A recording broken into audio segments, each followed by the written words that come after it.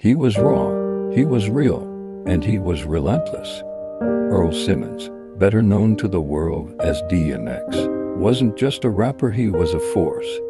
His voice was gravel, his pain, scripture, and his life a storm that never stopped raging. This is the story of the final hours of DMX. It was a cool Friday night in White Plains, just north of New York City. DMX had been home for a while, back in his zone, spending time with his fiancée, Desiree, his children, and working on new music.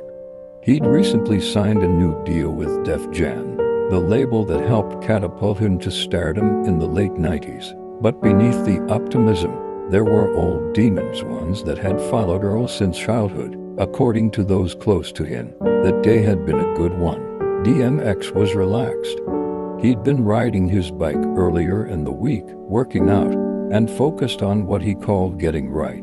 But addiction doesn't care how your day's going. That night, Earl reportedly took a dose of drugs believed to be laced with fentanyl. By around 11 p.m., emergency calls rang out.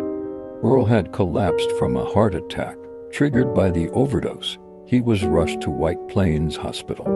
On the way, he was revived once, but oxygen had already been cut off from his brain. When he arrived, he was placed on life support.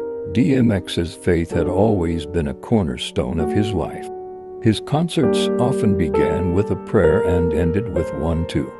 And in those final hours, his family said he never left God's side. He was at peace. After a week on life support, the decision was made. On April 9th, at the age of 50, Earl Simmons was pronounced dead. DMX lived hard, he loved hard, and he left behind a legacy carved in scars, music, and truth.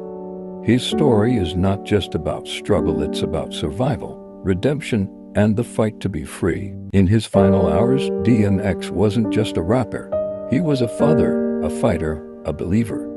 And when he left this world, he did it with the same honesty he lived with, flawed, but faithful. Rest in power, Earl Simmons. You gave us everything.